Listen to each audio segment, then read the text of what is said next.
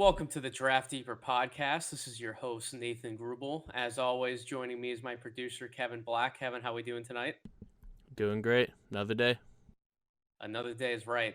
And for the first time, certainly not the last, we have Brett Usher from Pod Strickland here with us as well. Brett, I know you're a knowledgeable NBA podcaster and writer of profiles in our Ringer NBA Facebook group, so I wanted to have you on the show, go through some of the things we can expect from the playoffs and the bubble. How you doing?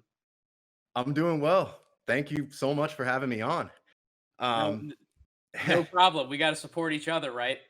oh, absolutely, man. Yeah, absolutely. You'll have to jump on our thing at some point too, man. That would be great. And no, I'm just enjoying the playoffs, man. They're here, and I couldn't be more excited. I mean, I think because of just the all the uncertainty surrounding the NBA's return and you know the span of time over which it stretched, I think it makes me appreciate all this a little bit more. And I think in saying that, I can probably speak for most NBA fans. So yeah, man, I'm just savoring it and absorbing it and loving it. Well, so it's funny you say that because I would tend to agree, and we're recording this by the way on Monday night around 7:30 Eastern time.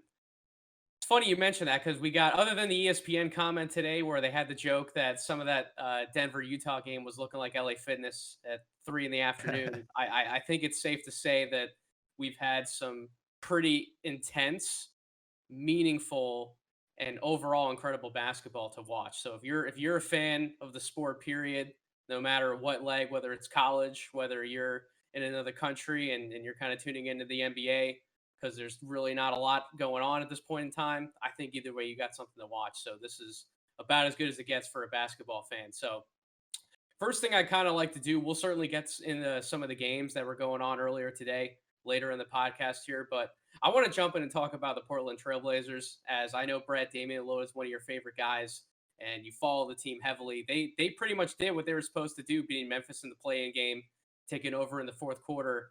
But it wasn't just Dame that hit all the big shots. I mean, CJ had a spectacular performance down the stretch. He finished with 29 points on 11 and 19 shooting from the floor.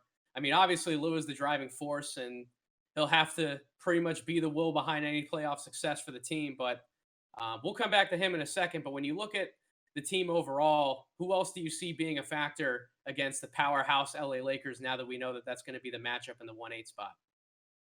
Yeah. I mean, I do think CJ and Damian represent an area of clear advantage for Portland, especially considering the depleted nature of the Lakers' guard rotation.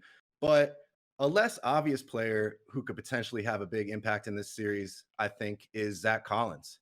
Obviously, LeBron and AD are concerns number one and two. How does Portland guard them, especially LeBron? Because Portland is extremely shorthanded on the wing with Trevor Ariza sitting out the bubble and Rodney Hood out for the season. Both of those guys are 6'8". Hood is a solid defender. Ariza is a plus defender. So they're really missing both of those dudes, and especially Ariza. Um, Look, Gary Trent's more of a two guard, but he's been forced to play a lot of forward.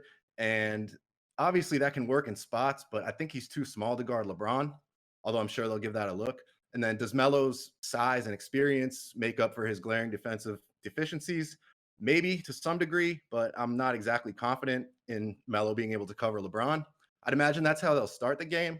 But I think Coach Stotts would be wise to throw Zach Collins on LeBron at some point and see what happens. Hmm. Yeah, he's got great length, fairly quick feet, an elite motor, improving defensive instincts.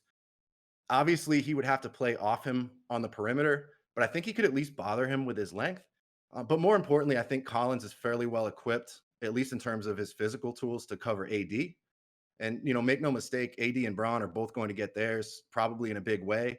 But I could see Collins emerging because of his relative versatility as Portland's most valuable defensive player in this series. He hasn't looked great so far in the bubble. He's only averaged about 6 points and 7 rebounds.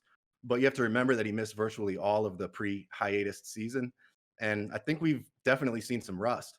He's missed some bunnies, committed some silly fouls, and just looked a little out of sync in general. This should have been a big year for Zach. With Nurk being out, they were counting on Zach to step up and really anchor their front court. And I think he was up to the task. So it's really a shame that he got hurt. I think if he had a full third season behind him, we'd be looking at a more confident, more decisive, sharper player. Maybe we'll see that in the playoffs. He's obviously going to have his hands full. But I think if Portland wants to have any chance of making this series competitive, they're going to need Zach to be much better than he's been in these last 9 games. And honestly, I think at least to some degree he will be. I'm so glad that you mentioned Zach Collins because he does not get near the amount of love that he should. And that's, I mean, this is obviously like a draft centric podcast. Certainly I'm going to cover the restart in full because that's kind of the current event. That's the hot topic of what's going on right now. And it's also important to talk about the professional game as much as possible because at the end of the day, these young guys are building their careers and their roles and they want to emulate what's going on in the NBA because that's their job. That's the end goal. And coming into the draft, his draft class, I actually had Collins fifth on my board in that draft. And it wasn't because of his offensive game. That was kind of what was getting buzz.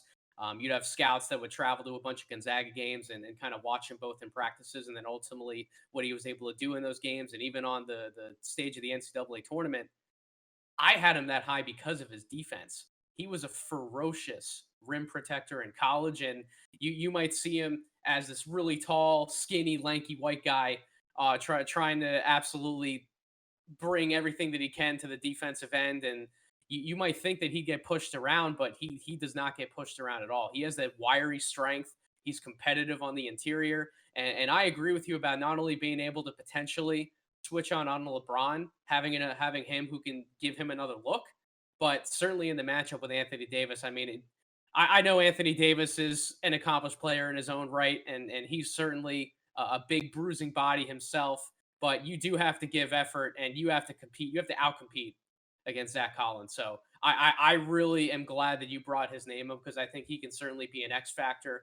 But one guy I definitely want to hit on here is Gary Trent Jr., another guy who, in doing the whole scouting thing, I was certainly able to watch him enough in college at Duke and rank him. I actually had him as a lottery talent coming out of college. I know the Trailblazers were able to sneak him in the second round and kind of plug him into their rotation now as more of a developed player. But I mean, inside of the bubble, he's been averaging nearly 17 points per game on a scorching hot 51% from three. I mean, his inside the arc pull up numbers have to be off the charts as well. Every single time I see him take a one triple pull up to shake his guy, it seems like that's been one of the big ways he's accumulated points here. He's just also a heads up guard who knows when to backdoor guys and get open for easy looks. Is he an isolation shot creator? No, but on this team, I mean, you and I know he doesn't have to be. They certainly have plenty of offense between the two guards and Melo, Nurkic pouring in points in the post. And I go back to Trent's numbers in college. They weren't pedestrian. The difference being he's a much more efficient scorer on twos in the NBA versus sitting around 41%. I believe he was at a Duke. But the outside numbers, the free throw shooting have been there. He's competitive defensively. Was one of those energetic character guys you kind of just want to have to go to war with you in a big game. Like I mentioned, I had him graded as a lottery talent for the majority of that college season. I mean, even scouting him in person, getting to see him interact with the team, he always looked like he got along with everyone remarkably well and knew how to go to work and contribute at a high level. And I've pretty much seen the same thing here in Portland, especially in the bubble. So, I mean, Brett, when you look at Trent Jr., what has stood out to you the most, and what do you see for his career in Portland moving forward, even after the bubble? Man, what's not to love about Gary Trent Jr. right now? He's been great. I think he's a great example of a guy who knows his role, owns his role, and is now thriving in that role. I think above all else, he doesn't try to do too much, and that's great.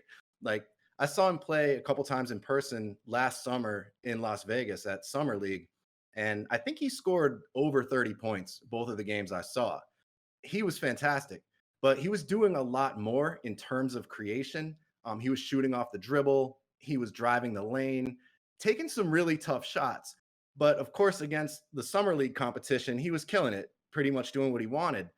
He put up great numbers there, but I didn't see it translating to the NBA game, at least not for this season. And that's just because a lot of the stuff he was doing wouldn't work against legit NBA defenders. Like you mentioned, shot creation is not one of his strengths. And he's probably a little below average athletically for an NBA wing. But the good thing is he hasn't tried to do those kinds of things against NBA defenders. Instead, he's developed into an above average defensive player himself, and he's embraced his greatest strength as he's taken on the role of knockdown 3-point shooter. And he really is a fantastic shooter. His mechanics are smooth, quick, efficient, and repeatable. He wastes no movement. He's remarkably consistent in his form. I might even say that he's got a perfect jump shot. And like I wouldn't say that about very many guys, but his jump shot's about as good as it gets in terms of his mechanics. It's beautiful. And I realize his 51% shooting on threes in the bubble isn't entirely sustainable, but it's also not a fluke because he's right around 42% on the season. I would say if he were like 2 inches taller and maybe a little bit quicker, he'd be the prototypical modern 3 and D wing. But even as he is, I think he could develop into a Klay Thompson light kind of player. His defense has been really encouraging. Like I said, he's not the quickest guy, but he's really strong. And in the NBA, to me, strength is becoming more important than quickness when it comes to defense, namely on the perimeter. You see it in guys like OG Anunoby and Kawhi Leonard, and those guys, they move their feet well, but strength is their greatest asset, I think, and that could be said for a lot of guys. And Trent is a strong kid, but above all else, it's his effort level which has impressed me. The kid just goes hard out there. As far as his future with the team, I have to think Portland views him as a big part of their plans moving forward. He may even make CJ McCollum expendable in terms of a trade. Like, if the team is looking to shake things up, maybe restructure their core, I think CJ is the guy they should look to move. It just kind of makes the most sense. And with his recent play, GT2 makes moving CJ a lot more palatable. His rookie deal runs through next season, so he's obviously a huge bargain at 1.6 million, but it'll be interesting to see what the market looks like for him in the 2021 offseason. I imagine there will be significant demand, but I also expect Portland to do what it takes to keep him around for a long time because he's a great teammate. Everyone seems to love him. Dame has really taken him under his wing. So I see him as a longtime Blazer, and I hope that's the case with him. I would certainly hope so too. And your point about CJ is interesting as well. That in the off chance if Portland would want to shake things up, maybe go after a different star wing or maybe like a star 3-4 kind of combo forward. I mean, CJ's got to be the one that's out at this point. I certainly wouldn't move Trent on the contract that he's on right now. But I loved everything you said about his defense. Certainly, I don't think I've seen a player yell after as many made shots and defensive breakups as Trent Jr. has. At least here in the bubble, the guy is one of the best competitors we have in the game right now. Yeah, no, absolutely. And correct me if I'm wrong, but he wasn't exactly known for his defense coming out of Duke, right? I mean, he was maybe considered average, and I think he's really improved there. And something about improving as a defender really impresses me always with these kids. And he's done that, and it's earned him a big role. I thought another guy that absolutely dominated at Summer League was Anthony Simons, and I kind of expected him to have this uh, rotational share, that Trent has received. Of course, they're different players; they play different positions and do different things well. But I kind of expected Simons to be their sixth man this season, and Trent really leapfrogged him. And I mean, it's pretty easy to see why, because the things that Simons does well. He's a creator. He needs the ball. Like Portland doesn't need that stuff. That's the stuff he was doing at Summer League, the stuff Trent was doing at Summer League. What Portland needs is exactly what Trent is doing now, just playing hard defense, knocking down 3-pointers, and he's doing that as well as anybody. So he's earned this role, and I'm glad he's there, and I think he's going to be a big part of this first round series against LA. Yeah, Simons is young. He's a great prospect to kind of have in the fold for the future. I think Trent being able to come in, establish himself, you can tell he came from a professional family, right? I mean, you can certainly tell Hmm. that out of the gate, his demeanor, the way he approaches the game, the way he interacts with all of his teammates, kind of like we've been glowing about him a little bit. I mean, you could tell that he was going to come in, he'd be able to do his job. And it's funny you say that about his defense coming out of college. All he was known really for being able to do was shoot the basketball, and that's it. I don't even think a lot of people really saw a lot of what he's done in terms of being able to move off the ball and getting himself into fantastic open looks. As far as just those quick one dribble pull ups inside the arc, I don't think a lot of people really even saw that being a part of his game. Certainly, at least not within his few years of being in the league. So I really think he's blown expectations out of the water. If you would go back and look at some of that stuff, kind of what he did in high school, as far as being more of a complete scorer, you could see the package was there. All of the mental stuff, the character stuff, that was all there. So it's just another thing where you have a lot of these guys in college. They're not fully able to showcase all of their talents, but I mean, even going back before the draft, I remember watching a really good interview from Wendell Carter Jr. And he talked about how Gary Trent was being so undervalued, should have absolutely been a lottery pick Mm. because he even saw it in practice every single day. He's doing so many different things and bringing different skill sets to the table that you're just not able to see in the college game. So Portland certainly did their homework. I mean, you and I both know Neil O'Shea is an incredible GM and basketball executive. So I think they really do have a diamond in the rough and Trent. And I agree. He's going to be there for a long time as one of Dame's running mates. And, Yep. and coming back to Dame, I love watching Damian Lillard at his best, and I think he's one of the most incredible case studies right now for young point guards coming into the league.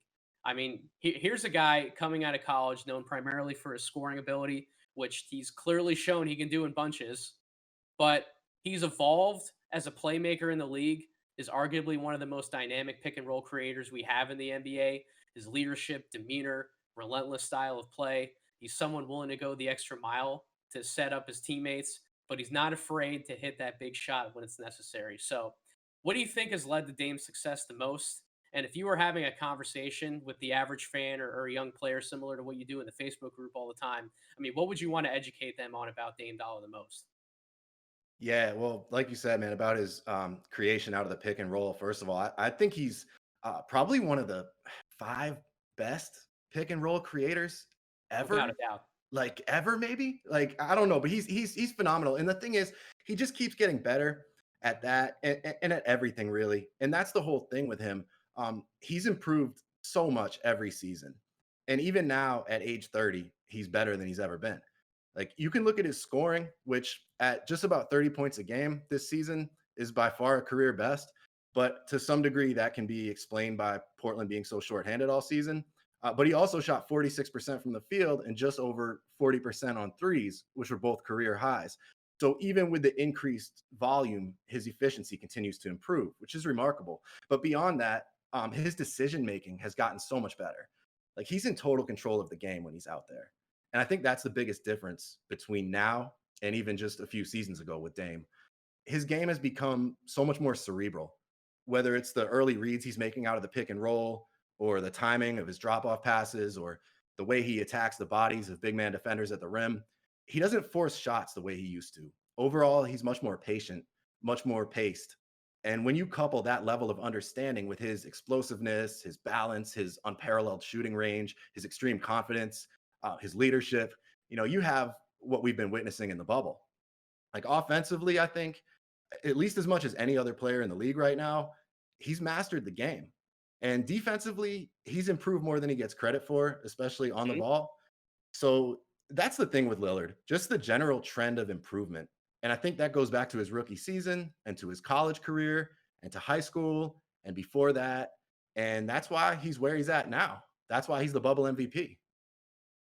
And I think a lot of that also stems from I don't know if you saw his recent podcast appearance on JJ Redick's new show, but the biggest thing that he talked about was that he's always watching basketball, and almost everything he does, other than dropping some hot rap singles on his SoundCloud from here in the bubble.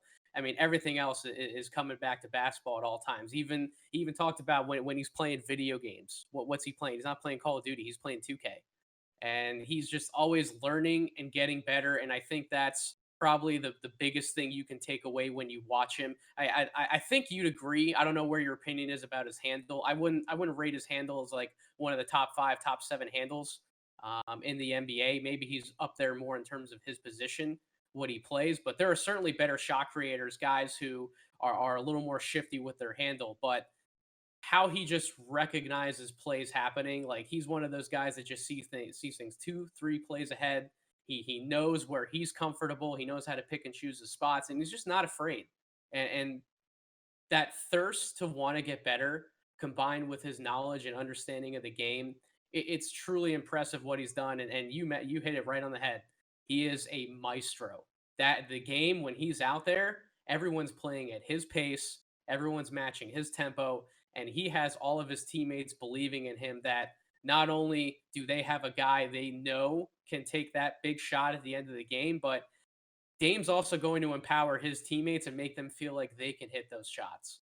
Whether it's a dump off to Nurkic in the post for a big touch, or CJ creating a big bucket like he did the other night against Memphis in the play-in game. Whether it's Trent that we mentioned. I mean, Melo obviously has been there before, but I mean, Melo speaks so glowingly about Dame that he's probably the best teammate he's ever Mhm. played with. He just said the other day. So I think all of those things, young point guards really need to take a look at everything Dame's done in his career in Portland and think about how can I emulate not just his skill set and how good of a player he is, but what can I take away from how he approaches the game on a daily basis and how he truly cares about making everyone around him better and being a leader. That's special stuff.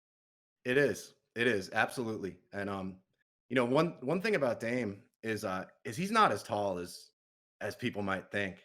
No. He's always been listed at 6'3". I'm not sure if that might have gone down to 6'2" when they sort of got a cracked down a little bit on the height listings this season. But I've stood next to Dame. I've met him in person a couple of times when I was living in Portland, and I'm just under 6'3", and was clearly taller than Lillard. I mean, I would guess less than 6'1" probably. So it makes it that much more impressive when you see the stuff he's doing out there, putting Valanciunas on a poster. And I mean, the guy's just amazing. And he really does just keep getting better. And a lot of guys don't, man. A lot of really talented players just don't improve that much in the NBA. They get there and they're just good for a long time. But Damian has really just improved. And that's just the thing I keep coming back to with him when I talk about him. And yeah, I mean, I might be a little biased because he's one of my favorite players of all time, but I think if he had a full roster all season, if they had been completely healthy, if they had Nurk and Collins and everything, and won the equivalent of like 50 plus games, I think he'd be probably third in the MVP voting. Like, he'd be right there. He's just playing at such a high level. So yeah, I can't get enough of it, and I can't wait for this first round series to start. Do you have him over Steph Curry? That was a hot topic in the I Facebook do. group the I other do. day. Right now, I do. And heading into next season, I do. All time, absolutely not. I think Steph is without a doubt a top 3 point guard of all time.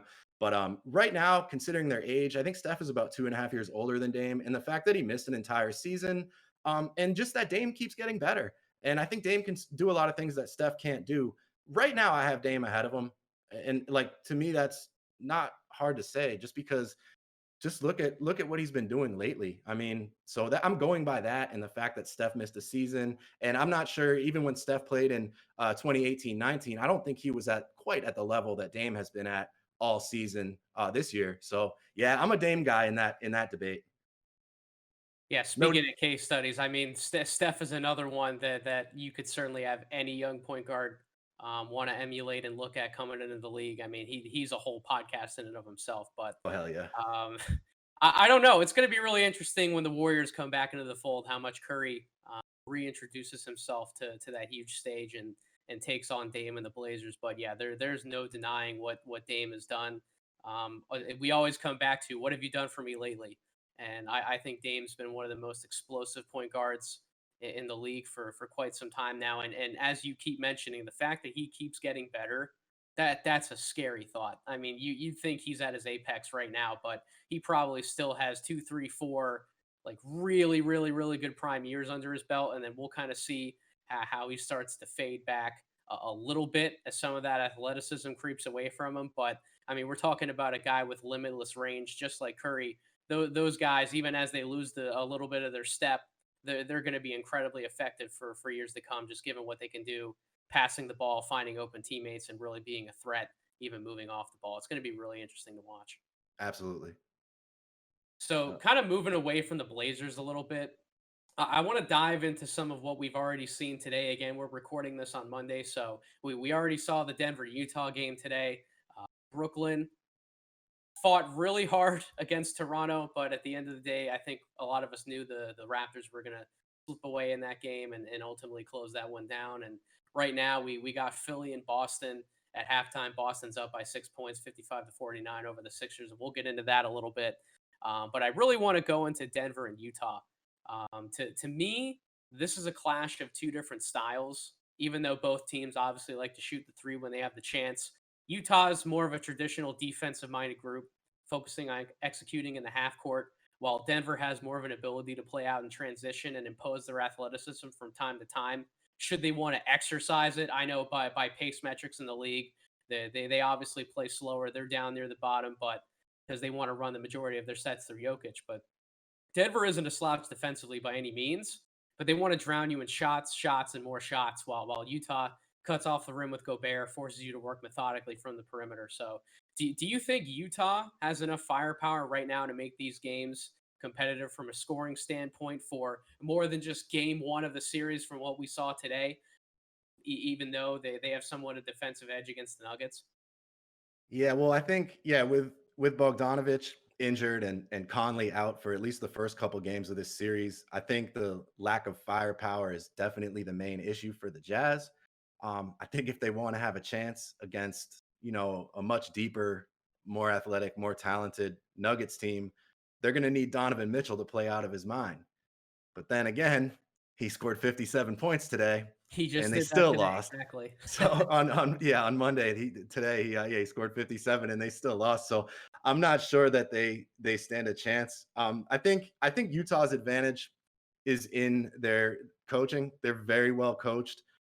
I think I love Mike Malone as a coach as well, but I just think sort of the X's and O's nature of Snyder's coaching profile gives them an advantage in that regard in a playoff series in terms of just making adjustments and game planning. But I think Denver's got a huge advantage in terms of talent. And when you see like some of these, the benches kind of going at it, where Denver's got Monty Morris and Mason Plumlee out there, and then Utah's got, Point George. Ingles, backup Point Ingles.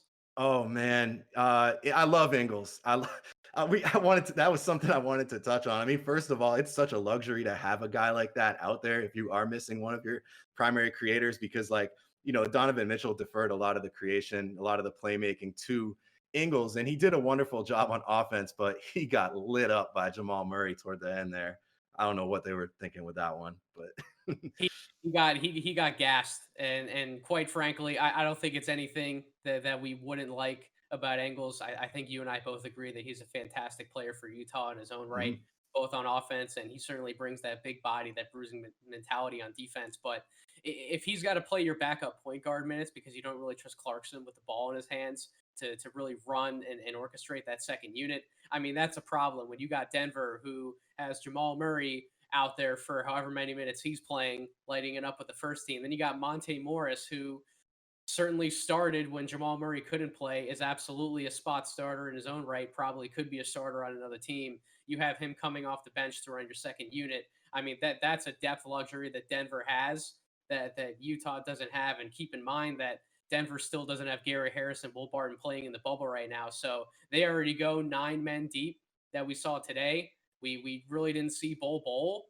So We even if you didn't. throw him in there, we're talking about 12 guys that Denver can throw out there versus what do we have on Utah? Really 8 guys that Yeah. Quinn Snyder's ultimately going to trust in this series. So depth, you hit the nail right in the head. That's absolutely going to be the biggest factor in everything going on today. But even more than the depth, I think Utah is really going to miss not having that third star quality scorer. We wouldn't think of Bogdanovich as the best and brightest star in the league, certainly by any means, but what he brings to the table in terms of overall scoring punch, I think they're really going to miss not having that third option. But even without Gary Harris and Will Barton, Denver has that third option, and they've had him, and they're probably going to have him for the foreseeable future in Michael Porter Jr. And I know you've talked about him a bunch, even on some more recent podcasts, but I think his story is an incredibly interesting one, dating back to even when he was in high school. And I was actually just texting my old boss today about him and kind of the case study we did on him and ultimately what he's become. I mean, I remember watching a high school game of his, I think during his junior year, and coming away saying he's going to be the number one pick when he's eligible to come out in the draft because of his size and ability to shoot from deep, but also his fluidity, being a wing, a true wing at 6'10" size with the kind of handle that he does, shot creation. He had star written all over him. Now, that was before he had some injury trouble with his back towards the end of his high school career, which ultimately followed him into college in Missouri and then the beginning of his pro career here in Denver. But if you go back and watch some of that tape that I mentioned pre and post injury, I mean, the differences are stark in terms of his movement and fluidity. He looks so rigid towards the end of his senior year. I thought he wasn't ever going to play a wing spot reliably again. And if you take that kind of valuation that he showed, um, pretty much being a stretch four who tried to force the action and shoot as many times as possible while not really having a home on defense. I mean, he certainly isn't strong enough to fully contest fives all the time, but if you take away that lateral quickness, that mobility factor that he has, coupled with his size to be able to switch out and guard wings effectively, I mean, I don't know who you really have. That's like a Kyle Kuzma type role for him, and that's certainly not something you're taking with the top pick in the draft. But that being said, I mean, he went from being a wing prospect to that stretch four that I mentioned to coming back and being a full time lights out shooting three for the Nuggets. And his story is absolutely remarkable. So I had my concerns. I didn't have him rated that high when he was coming out of college. But I mean, what do you really think about his ascent? Has any of it surprised you, given what we thought he could be versus what he's already become? Um, in a way, I mean, I'm with you on. Yeah, I thought the same thing when I saw him in high school. Like number one pick, maybe the best high school wing prospect I've ever seen. Before any of the injuries, he was just unreal. And yeah, you made a good point because he just looked freakishly athletic. The first time I ever heard of Michael Porter Jr., I think he was a freshman or a sophomore in high school. And he dunked from the foul line in a game, and I saw the clip online, and this was like 2014 or something, and that was the first time I had ever even heard of him. And so he had that kind of athleticism. And then yeah, like you said, man, he after the first injury, like he really did kind of stiffen up. He wasn't moving that well out there. And I think where he's at now physically is kind of somewhere in between, where he doesn't quite have that fluidity, I don't think, that he had when he was 16, 17 or whatever. But he's also improved a lot in that department. And a lot of people talk about the back injuries and everything, but I think the bigger deal with him is the drop foot that he's been dealing with. If you look closely when he's playing, he's wearing a brace that holds his foot up because he can't lift his foot up fully on his Great own point. yet, and that stems from nerve damage from his second back surgery. So that drop foot came about sometime during what should have been his rookie season, and he's been wearing that brace for over a year now when he plays. And look, I don't know how much he needs it. He doesn't wear it when he's just walking around. So it's probably not a severe case of drop foot, but you can see sometimes, like today, even, or Monday, I should say, since this is dropping Wednesday, when, in game one against the Jazz, he went up for a couple alley oops, and you could just see he wasn't comfortable with that sort of spontaneous jump. Like he's almost got to time his jumps more. And he does that really well on the rebounds. And that's another thing I wanted to mention with him. That's probably the thing that surprised me most with him is his ability as a rebounder. Like he's looked like he could average 10 rebounds per game. He just has great timing and just a great sense when he's on the court. And that sort of applies to everything with him, not just rebounding.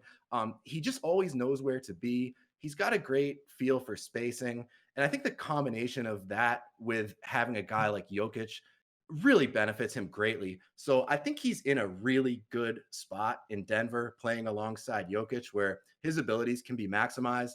I would say, look, the thing that surprised me is I think he was going to, in his first couple starts, come out and score 27 and 30 and 37 and 23.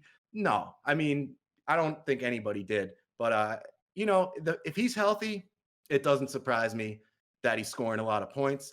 I think he's basically a 20-point a game scorer from here on out, and then maybe more on top of that. So this is who he is, I think, and as long as he can stay healthy and hopefully that foot issue resolves itself, because I do think that's holding him back a little bit still. But I have high hopes for him as long as he can stay healthy. I love the kid. He's got to clean up the defense. We Mhm. know he's got to clean that up. I mean, he tries. He certainly gives effort, but man, I mean, we even saw it today. I mean, you talked about Quinn Snyder being an absolute master of drawing up about as many different back screening actions and backdoor cuts as we can possibly see in a game. And they really made Porter silly. They were attacking him at one point later in the game that Malone just had to pull him from the game because Mhm. he just couldn't trust him on defense. Even though he's a lights out shooter and can certainly pile up the threes in his own right, but That's absolutely something that's going to have to be cleaned up. But I think he will. He's a good young kid with a bright future, and he changes things for the Nuggets, man. I didn't think they were really going to be a contender going forward, like a true legitimate contender to some of those top teams that we could talk about in the West. But I think next year, if Porter's the real deal, they're going to bring back some of those other guards. You still have Murray, Jokic. If Bol is real, we didn't even really talk about him. I mean, that's a scary, scary deep team with a bunch of young guys who are still going to get better. I mean, PJ Dozier, we didn't really talk about him. They have so many interesting young guys that are only going to add to what could be an incredibly bright future. Yeah, and Grant is the other one we should probably mention too. I like him a lot long term. I think Millsap's time in Denver is probably going to be up this offseason, unless they can bring him back at a really cheap price. But I'm not sure. I think Grant is kind of their four of the future, and he just makes them so much more athletic, so fun. They've just got such a cool balance to their team, and man, and just with Murray too. Like I don't know, did you notice he looks thicker out there? And when I first saw him come back, I think it was that double OT game against the Jazz earlier in the bubble. I think that was his first game back, and I was like, all right, he must just be out of shape. And then when I was watching him today, it's like it looks like he might have just got stronger. And then on some of those step backs, fadeaways, tough 3-pointers, deeper 3-pointers than he normally shoots, it all looks effortless, at least compared to before. And I think that could be a product of increased strength. So if that is what happened, if he just got stronger and that's why he looks so much thicker, that could really unlock something in him as a shooter, because we've always known he's a great shooter, but he hasn't been like a prolific 3-point shooter, at least not to the degree that a lot of people expected. But he sure looked like it today.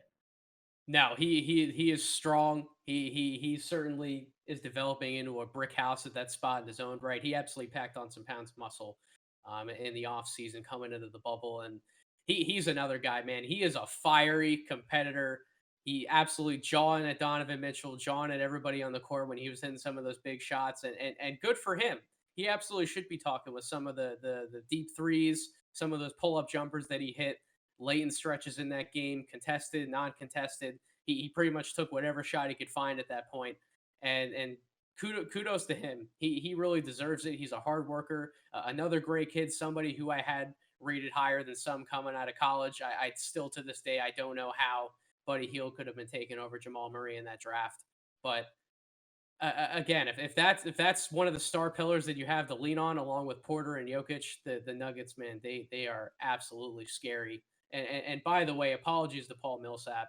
I love Paul Millsap. Watching today's game, thank God he hit some big shots late in the game, especially that one dagger three that I can remember of his, because he looked pretty bad through about the first 3 quarters of that game. He just looked athletically unmatched. I don't know Yeah. what your thoughts were about that, but maybe Y- that's a good yeah. reason to mention Grant.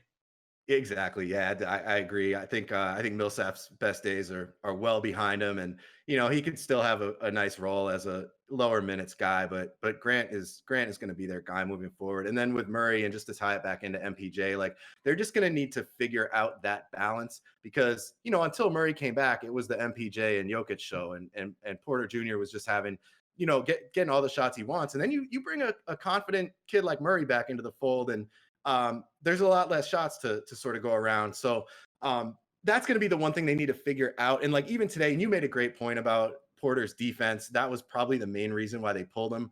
But also, it was kind of turning into the Jamal Murray show out there. And if Porter's not going to offer you much on offense, then what's the point of really having him out there? You'd almost be better off with a defensive specialist, somebody like Torrey Craig out there, who can at least offer you something on that end, if it's really just the 2-man game with Jokic and Jamal, which it turned into on Monday. So that's something they'll have to figure out. But I have confidence that they will. They really haven't played a lot of minutes together, those three. So that'll come in time, I think. Torrey Craig hitting threes in the bubble. He could be a really sneaky good free agent candidate for somebody if Denver doesn't choose to retain him Mm-hmm. after this season. But finishing out the Western Conference, we have Clippers Mavs. I think for the most part, we know which team's going to win this series. But Luka's worth talking about, and I think he's good enough to give the Mavs a puncher's chance in some of these games here. I mean, hot takes aside, he's special. It kills me every day that I had Ayton over him heading into that draft. I had Ayton 1, and I had Luka 2, which, all jokes aside, he's been incredibly undervalued, and I think there's a chance he could be an all-star next season. But uh, it's clear Luka's the best guy that's coming out of that draft. He's going to be one of the best guys that's in the league, period, over the next few years, and certainly even beyond that. He was everything that he's was advertised to be overseas, and then some. I mean, how high is his ceiling? First of all, as a player, and how far can he carry this Mavs team? Not this year, because I think we can agree the Clippers are going to win pretty handily. If Dallas even pushes them to 6 games, I think that'd be an incredible accomplishment, something to build off of. But I think it's fair to say that they could be in the Western Conference Finals next season should they continue to be smart with the pieces they have around him and Porzingis. Yeah, I agree. I think their future is as bright as just about anybody in the league right now. I think they're right there with Denver in terms of teams in the West that could really take over in the next few seasons. And yeah, they're not the deepest team, Dallas, but they have two great building blocks who are very young. Porzingis just turned 25, and Luka's what, 21. So, and I mean, as far as his individual ceiling, like, look, it's an all-time great. That's his ceiling, is like a top 10 player of all time. Because if you look at his first 2 seasons, like, I don't know if there's been 5 players in NBA history who've had a better first 2 seasons on an individual level than Luca. And not to mention the team success they found this year with having, I think, the most efficient offense in NBA history, based on like offensive rating. So they, he's not only putting up numbers, but he's leading a really good team. And yeah, this year against the Clippers, I actually picked them to get swept by the Clippers. I could see them winning a game. Probably no more than that. I think that defense is just really going to key in on Luka. It's going to be a great test for him, because if Kawhi Leonard decides to sort of make that his mission to shut down Luka or Paul George even, or the combination of the two, and then you can't forget about Pat Beverly. So he's going to be facing some dogs defensively, and they're smart. They know that if they can contain Luka or shut him down to some degree, the Dallas doesn't have much left. Their whole machine sort of breaks down if you take Luka even partially out of the equation. So, man, if he can still do what he's been doing against that defense, then I mean, look, I don't know what else I can say about the kid. He's special. He's on pace to be an all-time great, but that would just take at least my perception of him to another level. No, I absolutely agree with everything you just said, and yeah, the Clippers have all the defensive pieces in place to pretty much limit what the Mavs have done offensively this year. Although I didn't pick them being like first in the league in terms of overall scoring. I mean, that's some special stuff that we've seen from Luca and Porzingis and company, especially given the fact that Porzingis really wasn't this 25 to 30 points per game score until later in the regular season, and then here in the bubble. I mean, he started out the beginning of the season on a slow curve, but Luca really exploded out of the gate, and he has not slowed down. I don't think he's going to slow down. I think he's going to do the same thing that he's done all season to the Clippers. But I think what the Clippers are going to do, kind of as we were talking about here, is they're going to take some of those other guys away. Like Dallas is so predicated on Luca having the ball in his hands, doing some high pick and roll with Porzingis, and then pretty much figuring out where the ball needs to go in terms of the open shooter in the corner, or spotting up on the wing from there. So I think the Clippers know how to play orchestrated team defense when they need to. It's not all just individual, and I think they're going to shut down some of those shooting opportunities, and they're going to make Luka beat them. Sometimes Luka is going to beat them. Other times the Clippers are going to be able to rely on a stop from Beverly, George, or Kawhi to ultimately finish them out. So, like I said, if they get to 6 games, they push it that far. I mean, that's a huge accomplishment for them moving forward. But we know what the Clippers are going to do. But I agree, Luka's ceiling is an all time great. The Larry Bird stuff isn't out of the question. I actually think it's a pretty accurate comparison for what we're seeing Luka do. I mean, I Yeah. know Larry Bird was a bigger overall player, more of a rebounder, although Luka's certainly rebounding very well on both ends in his own right. But just in terms of being that big guy on the court who not only has the vision to make everyone better around him, but can be a lights out shooter when he needs to be. And that part of Luka's game is absolutely going to improve over the years here. He's only in his second year in the NBA. I think that comparison is absolutely spot on and fair. I don't think that's blasphemous one bit. No, he's right there in terms of his intelligence, his b-ball IQ. I said this on our podcast. Like he might be the most cerebral player that I've ever watched because I mean, he's not like the greatest shooter, right? Like he's not the greatest ball handler. He's not the most athletic guy by any means. Like, but he's putting up these numbers that like we've never seen before, like LeBron numbers and then some, and he's doing it so much of it just based on his intelligence and his feel for the game. And I don't know if I've ever seen another player get more out of their basketball IQ than Luca. And I mean, man, when he becomes a better shooter and improves in some other areas and gets stronger and gets more athletic, he's only going to get better. And yeah, people don't realize how big that dude is, but I mean, he's like a legit 6'8", right? And 240 or whatever. I mean, he's a big dude. He's like LeBron size almost. And so yeah, he's a force to be reckoned with out there. But and then with Porzingis, man, like yeah, he looked so rusty, like you said, like the beginning of the season. He didn't really get going till January, February. But then you have to remember he missed almost 2 calendar years. He was out for a really long time after that ACL. So, it just took him a little while to get back in the swing of things. But now he's looking like the player that everybody thought he was going to become, and I think he still has a lot of room to improve too. So I love their outlook going forward, and Mark Cuban's going to do what it takes to build a championship caliber team around those guys. So Rick yeah, Carlisle's they're one in of the good best hands. coaches in the league. Oh, He does absolutely. not get talked about enough. That man is brilliant, and the fact that he has a brilliant point guard, essentially what you can Mm. call Luca running the show. I mean, yeah, they're going to be competitive for years and years and years and years to come. I guess the last thing I'll say about Luca, in the Larry Bird comparison is Luca has that flair to him. He certainly has that dog, and he's gonna stick that basket in your grill. And he's going to give you that look, but then he's kind of just going to walk away. I guess we all heard the stories about Larry. I mean, Larry's going to dump the ball in your face. He's going to get that big basket on you. He's going to tell you about it. Then he's going to go tell your mom about it.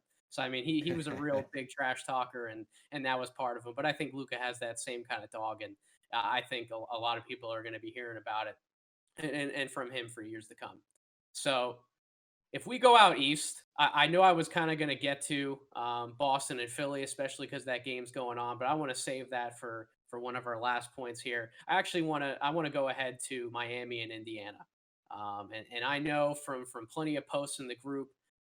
I know you're a huge Bam Adebayo fan. We need to talk about your love affair with him a little bit. I mean, I liked him more than the consensus coming out of college.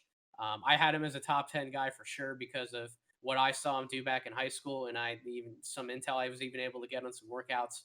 I mean, what a guy can show in college. We already talked about this. It's sometimes limited just because of how the game is played, and I don't blame some of those lost opportunities even on a coach all the time, but he completely changed the ceiling for Miami because of how much of a facilitator he is. Having Jimmy, who also likes to share the ball with a vast array of shooters that they have.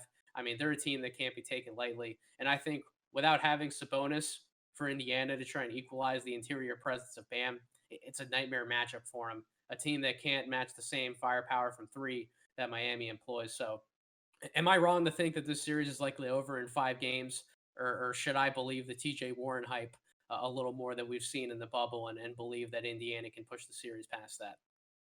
I'm saying 5 games on that one as well. Yeah, I think it's a I think it's a pretty uneven series for the reasons that you outlined. If Sabonis was there, it would be more competitive. But like Indiana can't really even capitalize on its greatest strength or Miami's weakness really. Like they don't shoot the ball well from the perimeter. They're one of the worst 3-point shooting teams in the league. And then without Sabonis, they can't really do much inside. Miles Turner is not exactly, a guy that's gonna post up and be a threat from that spot. So yeah, I think Miami's a really good team. Like, and look, Bam is. It's funny you mentioned that because I was gonna say that. Like, Bam's a great example of one of those guys that you talked about. That, like, dude, I didn't see any of this stuff in college because I didn't know about him in high school. I didn't pay attention to him. My only impression of him was from college. So I just thought he was kind of like this. It's like this banger, like a real like power player, good dunker, like rebounder. I had no idea he could pass the ball like that. I had no idea he could handle the ball like that. He's actually a better shooter than I realized. So I completely I had no idea about him. I wasn't that high on him at all. He was just kind of like whatever. But then as soon as I saw him in the NBA game, it's he's a very versatile player, to say the least. So yeah, definitely one of my favorites, as I've talked about a lot. And that whole team, man, him and Jimmy, the shooters, they've got it all. And I think they're probably the biggest threat to Milwaukee, based on matchups. And I think that could be, a really good second round series. I think they might. I think they could beat Milwaukee. I'll just say it. They certainly have the firepower to do so, and we already talked about Bam, but Tyler Hero out of Kentucky, he was another guy that not a lot of people thought that he was going to be worthy of possibly a top 5 selection. But I had one of my friends tell me the other week that he saw Gilbert Arenas. The Tyler Hero could Mm. possibly be another coming of Gilbert Arenas, and it's funny you hear that name and you think about what Arenas did during his prime years in Washington and how great of an overall offensive talent he was. But then you go watch Hero, especially some of the games he had towards the beginning of the season in his rookie year here, and now even in the bubble, and you look at what he can do, not just in terms of shooting, but also in terms of playmaking and passing the ball. Man, he has a bright future ahead of him, and if he can bring that level of game into a playoff series, along with some of the other young guys that they have, some of the veteran defensive talent like Iguodala and Crowder, if they play up to their potential, yeah, they could be a real problem for Milwaukee. I actually kind of agree with that. Yeah, he's really impressed me with the stuff he's been doing with the ball. Like, I didn't know he's another guy. Yeah, I didn't know he had all that, but he looks like a point guard when he's been running the point for them. Like when Nunn and Dragic were out, and he was their point guard. He looked very comfortable, very capable. I see no reason why he can't be a full time point guard in the future. I see no reason. I think he's just as well equipped as a lot of guys that are just labeled point guards coming out. Like let's take like Jamal Murray for instance. I think Hero's got just as just as many point guard skills as Murray had coming out of college, but it's just like he's got this two guard label. And yeah, Murray's more of a combo guard, but he's a point guard now. And I think Hero could become that kind of guard. And I wouldn't be surprised to hear that they've been kind of grooming him for that role. I think he's just as well suited for point guard as Kendrick Nunn. He can handle the ball. He can pass. He's got a great feel, and obviously he can shoot the thing. So, and he's got, he's a little undersized for a two, but he's got great size for a point guard. So I would like to see that be the direction he sort of goes. But yeah, man, like you said, he provides them with an extra punch for sure because he looks a lot better than he did during the pre-hiatus season. And I think he can kind of give them that little extra bit of scoring that they might be missing with Bam and Jimmy being great players, but not big time scorers. So yeah, I think he could help them a lot just this season in the playoffs. And but anyway, back to the Indy series. I'm with you, man. I'm saying 5 on that one. I just don't think Indiana has enough. I will say this about the whole Hero thing before we jump off those two teams, that if he is a point guard and that's what he's going to be in the future, and you can kind of move him off of one of those wing spots to where you can have Hero and then the combination of Duncan Robinson and then Jimmy, and then you can kind of add another guy into that 3-4 spot, a potential star player along with Bam. That lineup is a problem. That lineup would be an absolute problem, and I think you and I might have an inkling as to who they're going to target for that 4-man spot in the near future here. Yeah. But if that happened, oh my goodness, I don't even want to think about it. I don't even want to think about it. Well, Uh, he's thinking that too when they're pitching it to him. He's thinking the same thing. Oh my goodness. So oh man. So the one last series that I really care about here, because I'm not far from the Philadelphia area. You're a Boston guy. That's Sixers Celtics. I've watched far too much of this Philly team. My fascination with them has reached dangerous levels throughout the year. But they sicken me more often than not at this point, because I just think the preparation and attention to detail is lacking on so many occasions. And I think that assessment has reached a boiling point. In the first real game in the bubble they had against Indiana, I'd never been more frustrated watching a Sixers game in my life, where they could have had a better defensive game plan coming in. You want to talk about who was going to be the top scorer on Indiana in that game? We knew it was going to be TJ Warren. Sabonis isn't there. Brogdon wasn't playing that game. Oladipo is obviously not fully himself. He's not a number one option right now. TJ Warren was going to take the most shots in that game. what happened? What did Brett come in and do? Brett had Tobias Harris on TJ Warren for the majority of the first half. Flat-footed, average at best defender Tobias Harris, when he's got Ben Simmons, probably one of the best defensive players in the league, period, sitting right there to body him up individually. He eventually moved Simmons onto TJ Warren later in the game when Warren was already about as hot as anybody could possibly be. His confidence was through the roof. And I just think Tatum should have that same kind of a series because I don't see an individual defender that can really give him problems. For all that I love Thibault, for all that everyone loves Thibault, he's a space defender who wreaks havoc, forcing turnovers off errant passes and heady blocks when he gets the chance. He's not quite that level of individual stopper just yet. We already talked about Harris. He's a big body you can throw around, but do you really want him guarding wings and having to run everybody down all the time, taking away from what he does on offense in terms of draining his energy? I think Shea can do more of a number than people think on Kemba as a defender, but I mean Kemba's still going to get his, and then the attention that those two require. I mean, we're not even talking about Hayward or Brown. So if you just compare the threes that they're going to get looks at versus the twos that Embiid's going to pour in on Boston all night long, eventually those numbers will differentiate themselves in the scoring department. And realistically, I think if Boston takes this series seriously, I mean, this should be over in 5 games, which is pretty much against the public consensus, which is that actually surprises me a lot, given that everybody loves to complain about Philly and their lack of coaching and preparation and sometimes even lack of effort on either end of the floor. So, am I missing anything by saying it should be over in 5 games? How do you see it playing out? No, I agree with you on that one as well, man. And yeah, I'm from Massachusetts, so the Celtics are kind of like my other main team, other than Portland. Maybe I'm a little overconfident in them, but I agree with what you said, man. Yeah, Simmons would change everything. Having him out there defensively, being able to cover anyone on the Celtics, really 1 through 5, would have been huge. But now you're in a position where they opened the game one with Al Horford guarding Jaylen Brown, and Jaylen Brown promptly drained 2 threes. I just watched the first quarter of that game, so that's all I can really speak on. But that was one of my first impressions. Was like, okay, this is a problem, and I don't really understand Brett Brown's insistence on starting Horford. Why can't Tobias Harris just start at the 4? Like, because Embiid obviously went to work. He scored like 10 or 12 quick points, and then they pulled him and slid Horford to the 5. But it's like, why can't they just, when they pull Embiid, just bring Horford in for him? Do it that way, so you don't have that mismatch of where Brown is out on the perimeter with, Al Horford has been a great defensive player for a long time, but he's obviously way too He's slow not to the guard. same guy. No, he's He's not. not the He's same not. guy. He's not. And he's probably still very capable defending on the interior, but it's a joke to have him on the perimeter. So I think that's the last we'll see of that starting lineup. And then the Tatum thing is a problem, man. That would have been Ben Simmons would have been their Tatum stopper, and now I think they started Josh Richardson on him.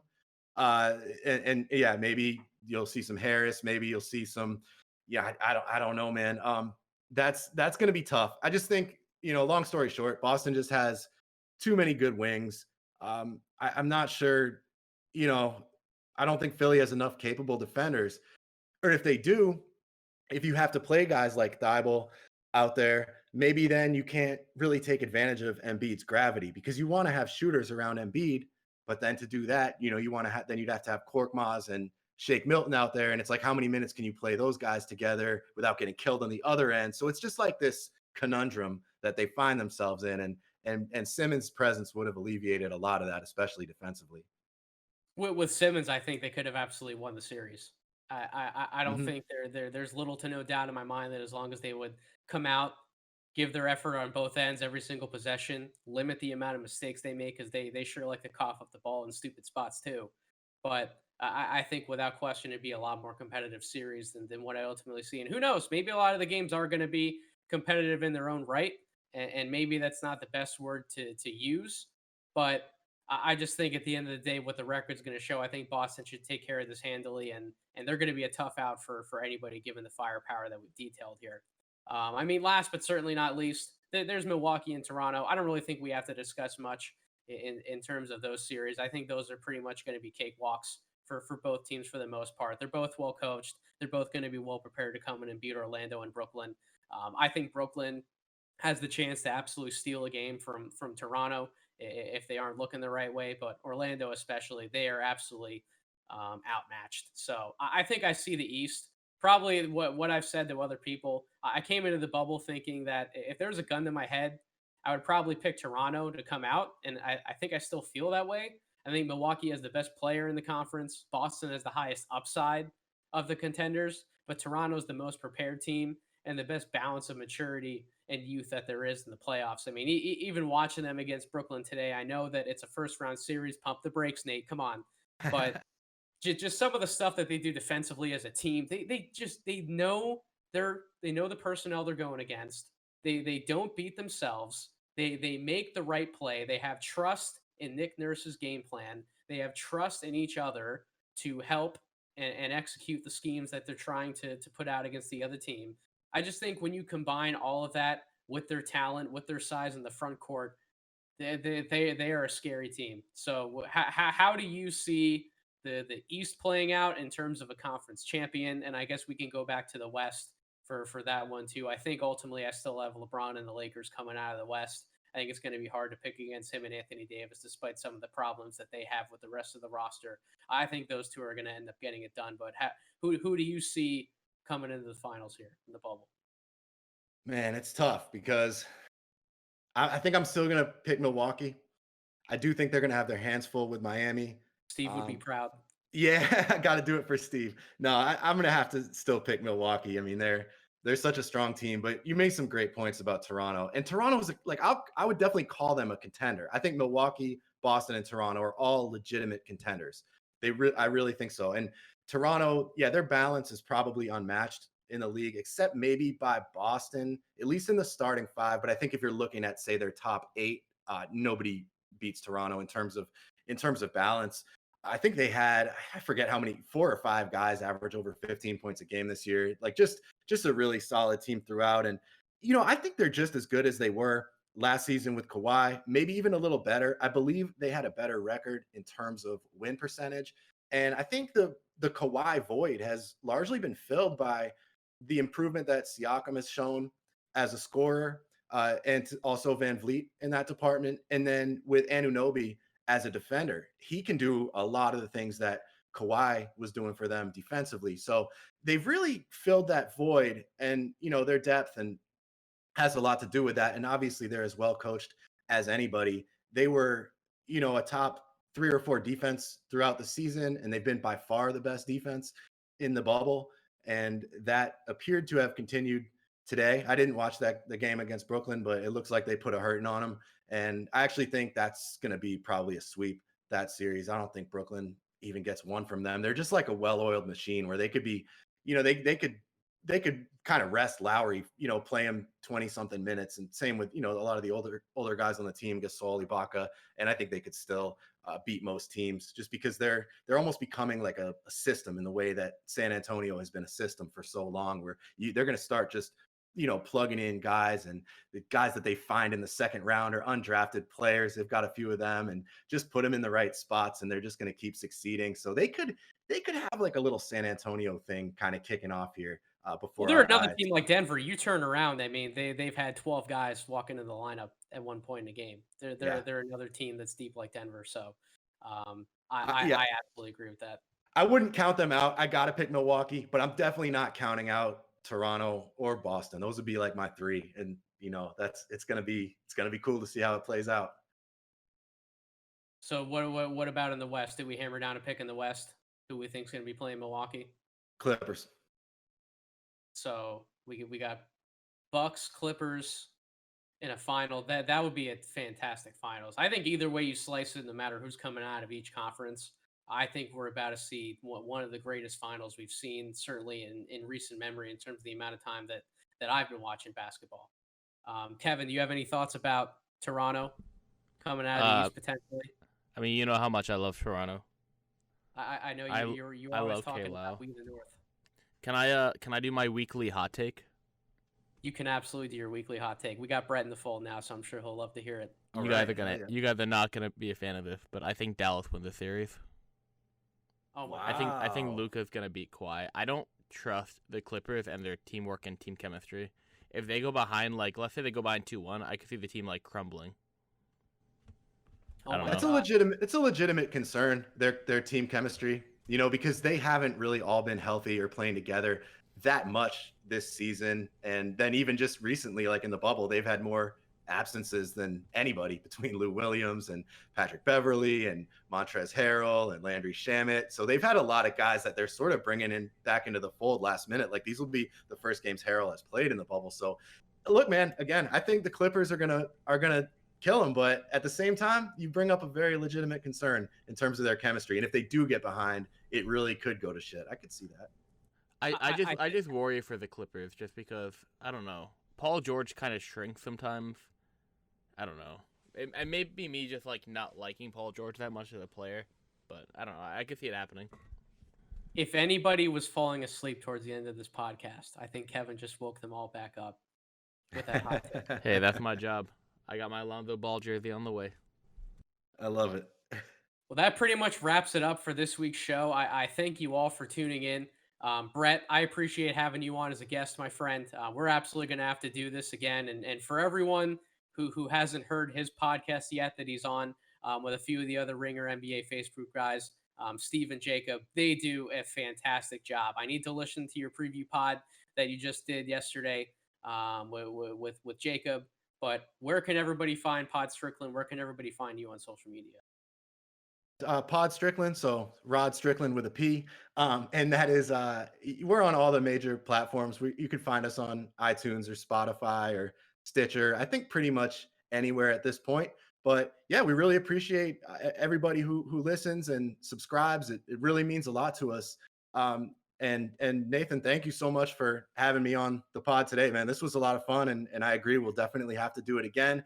Maybe you could come on our pod for some pre-draft stuff at some point, and I'd be delighted to come back on here anytime. So let me know. But that was a lot of fun, man. Thank you.